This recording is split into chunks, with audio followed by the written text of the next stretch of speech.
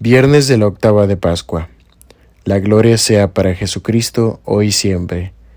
El Evangelio de hoy es Juan capítulo 21, del 1 al 14. En aquel tiempo, Jesús se les apareció otra vez a los discípulos junto al lago de Tiberíades. Se les apareció de esta manera. Estaban juntos Simón Pedro, Tomás llamado el gemelo, Natanael el de Caná de Galilea, los hijos de Zebedeo y los otros dos discípulos. Simón Pedro les dijo: «Voy a pescar». Ellos le respondieron: «También nosotros vamos contigo». Salieron y se embarcaron, pero aquella noche no pescaron nada. Estaba amaneciendo cuando Jesús se apareció en la orilla, pero los discípulos no lo reconocieron.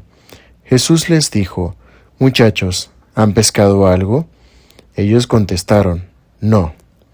Entonces él les dijo: «Echen la red a la derecha de la barca y encontrarán peces». Así lo hicieron, y luego ya no podían jalar la red por tantos pescados.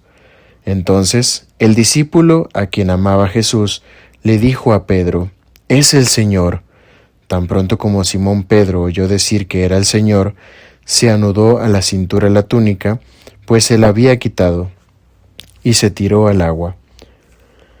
Los otros discípulos llegaron en la barca, arrastrando la red con los pescados, pues no distaban de tierra más de 100 metros. Tan pronto como saltaron a tierra, vieron unas brasas, y sobre ellas un pescado y pan. Jesús les dijo: «Traigan algunos pescados de los que acaban de pescar».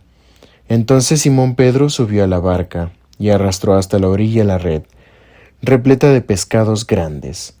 Eran 153, y a pesar de que eran tantos, no se rompió la red. Luego les dijo Jesús: «Vengan a almorzar». Y ninguno de los discípulos se atrevía a preguntarle: «¿Quién eres?», porque ya sabían que era el Señor. Jesús se acercó, tomó el pan y se lo dio, y también el pescado. Esta fue la tercera vez que Jesús se apareció a sus discípulos después de resucitar de entre los muertos.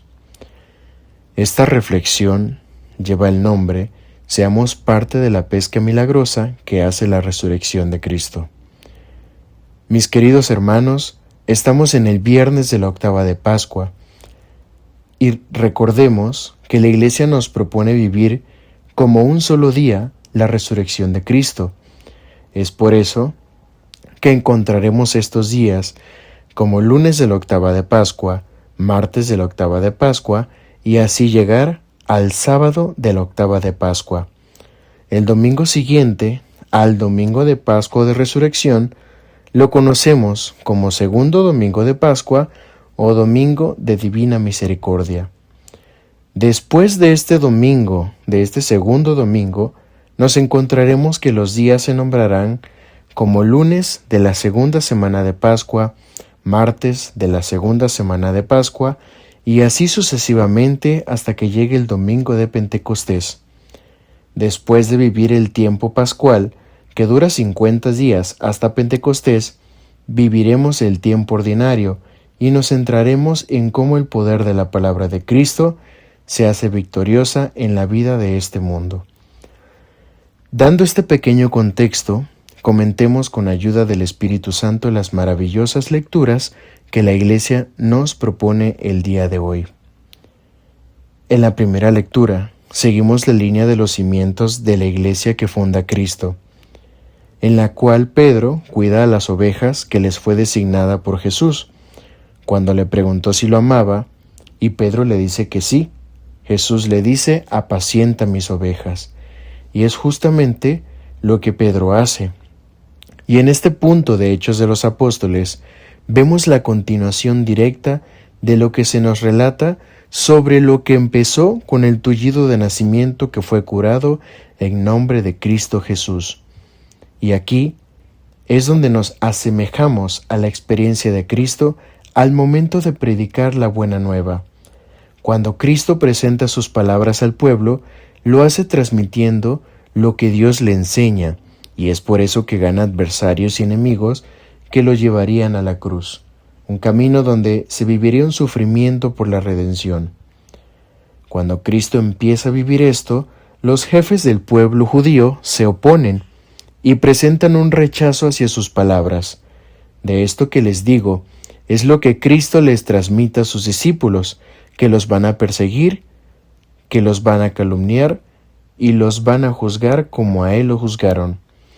Y justamente vemos en Pedro y Juan cómo son confrontados de una forma encaminada a lo que Cristo vivió. Y aquí se cumple lo que Jesús había dicho. Pedro y Juan son interrogados por la curación del enfermo de nacimiento, ya que les intriga saber en nombre de quién han hecho esto. Pedro, lleno del Espíritu Santo, responde que es por el poder de Cristo, y si profundizamos un poco más, es del poder de Cristo resucitado. Pedro habría de dar cuentas por lo que ya era la iglesia fundada de Cristo, que hoy lo vemos en nuestra iglesia católica. Recordemos que católico significa universal. Y para poder relacionar la primera lectura con el Evangelio, hay un punto muy interesante. La gente que había escuchado las palabras anteriores de Pedro, los cuales se nos relata que eran unos 5,000 hombres, ya habían aceptado a Cristo como el Mesías, ya habían recibido la fe de Cristo. Una pesca milagrosa que solo podía venir de la misericordia de Dios. En el hermoso Evangelio que se nos presenta el día de hoy, vemos la pesca milagrosa, y quisiera dar un pequeño paréntesis. En los Evangelios existen 2 pescas milagrosas. Esto debemos tenerlo muy presente. 2 pescas que vienen de Jesús, pero que son en momentos distintos. La primera pesca milagrosa sucede al principio del ministerio de Jesús, y este milagro hace que específicamente Pedro, Santiago y Juan encuentren su vocación, la cual sería ser discípulo de Cristo. Y recordamos con fervor el cómo Pedro le dice a Jesús, y cito, «Aléjate de mí, Señor, porque soy un pecador».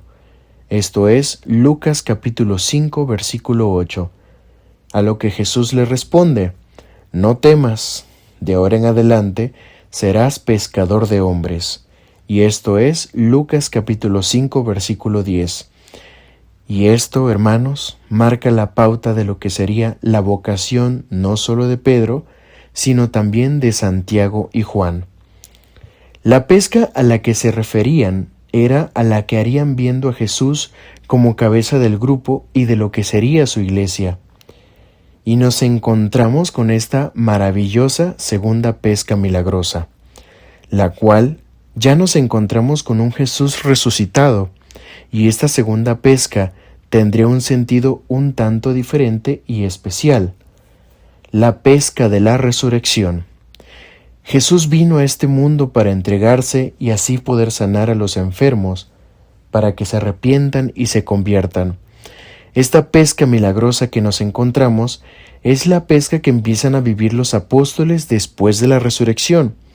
Es la pesca a las que todos como iglesia somos parte, porque nosotros hemos abrazado la fe, ya que se ha pasado de generación en generación.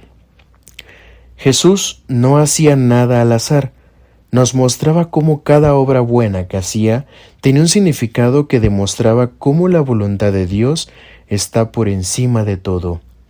Y quisiera compartir una interpretación de esta pesca milagrosa en relación con la resurrección.